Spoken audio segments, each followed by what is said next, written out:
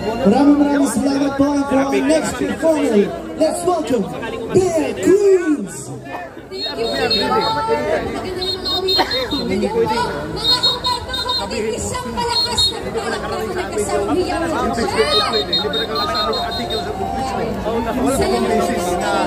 Magsabi kung anong magiging boto. Hintayin natin yung mga magiging kaya. One more time. Ito po ay isang awitin na ang title po ay Nagkakaisa. Ito din po na ginagawa natin ngayon. Sinabi niya na dapat wala nang investment. Matutukan ang mga problema ng bayan. Pabor na ito. I appreciate the President for saying this word. Alam mo, iba yung sinasabi, iba yung paggawa. Dapat yung pagsasabing salita na yun ay may kulang aksyon na gagawin. Diba? Dapat pareho ang sinasabi, pareho ang ginagawa.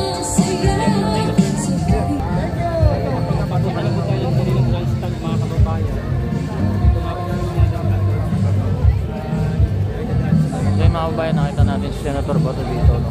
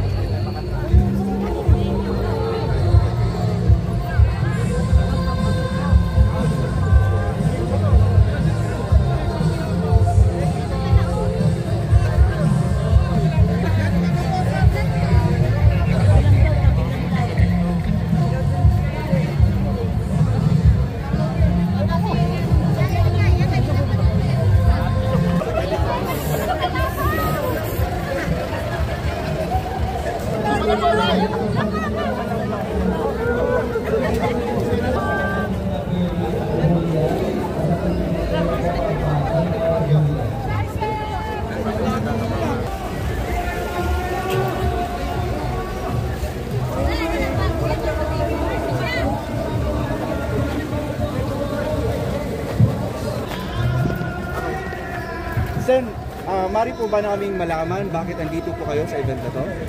Ako'y andito para magkikiisa sa ating mga kababayan sa Iglesia ni Cristo.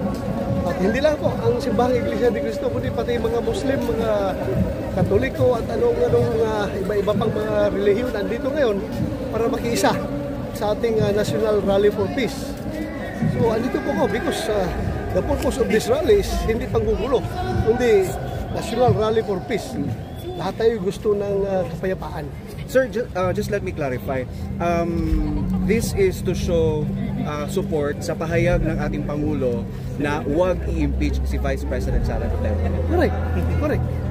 And I hope the people that are behind the impeachment at saka yung super behind na gustong-gusto talagang ma-impeach si Bibi Sara ay makikinig sa mensahe na gustong ipaparating ng ating mga kababayan na andito ngayon.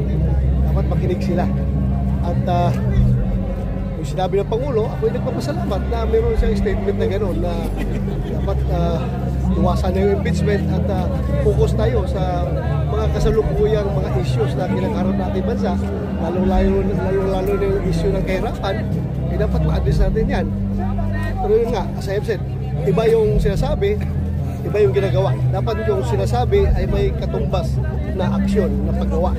So sana, coordinated yun. And ako nagpapasalamat sa ating Pangulo.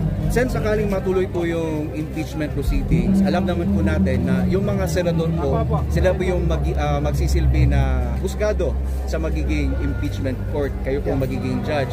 Sir, yung pagdalo po ninyo, does that say na no ang inyong magiging boto para sa impeachment kay Bibi Sara? I cannot. Bahala na kayo mag-isip kung ano gusto nyo isipin. Ako, bilang paggalang sa impeachment court na bubuuhin ng Senado as an institution, I cannot give you my vote right now dahil hindi pa nga nakarating sa amin yung articles of impeachment. So, babasihan ko pa kung anong nakalagay sa articles of impeachment. Diyan magagaling na aking boto. Okay. Thank you po. Thank you po. Salamat. Thank you po. Salamat po.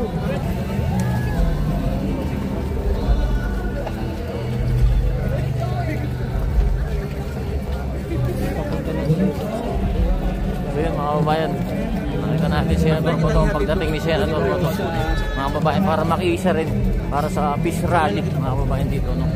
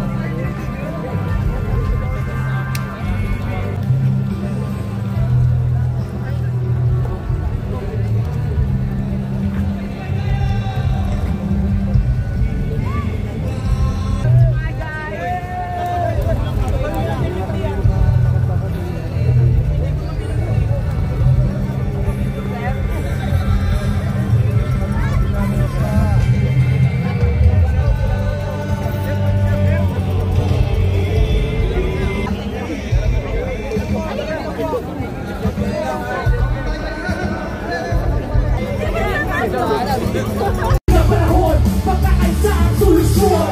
Pagtulungan tayo, ito ang kailangan ngayon. Dapat nagkakaisa para mayabang ang bansa. Pagkakaisa ang kailangan, hindi mamumuling niya. Bayan ay unahin na dapat magkaisa. Ayusin ang mga problema ng ating bansa. Ang galit ay ayusin na dapat magkasundo. Kung kaya ba ang ating bansa, aseso nga tayo. Bayan ay unahin na dapat magkaisa. Itigil ang pag-aaway at ang pagkakagulong. Ang galit ay ayusin na dapat magkasundo. Kung kaya ba ang ating bansa, aseso nga tayo. Na po ay pansinin ito aming sinasabi. Payapaan ito ang nais namin na mangyari. Ay problema ng bayan ay napakarami. Itigil ang bakayan at pagkakabahabahagi. Ang bansa ay mayabang, hindi mamumuling. Kaya ang bansa ay masaya. Walang kampi-kampi. Ang bansa ay ulan. Pag hindi kanya-kanya, pagkakaisa ito ang dapat nating magawa. Una para harapin ang problema ng bansa. Sa pagkakabakayan ng bayan ang nagdurusa. Nauubos lang ang oras ay hindi mahalaga. Ang bigyan ng panahon, kinabukasan ng bansa. Na para harapin ang problema ng bansa. At mga isang lahat, mga inihalang bansa. Huwag na pupugin ang oras sa hindi mahalaga. Ang bigyan ng panahon, kinabukasan ng bansa. Ang bayan ay unahin, dapat pagkaisa. Ayusin ang mga problema ng ating bansa. Ang galit ay ayusin na dapat pagkaisa. Aseso nga tayo. Bayan ay unahin na dapat pagkaisa. Itigil ang pag-aaway at ang pagkakagulo. Ang galit ay ayusin, dapat pagkasundo. Kung payaba ang ating bansa, aseso nga tayo.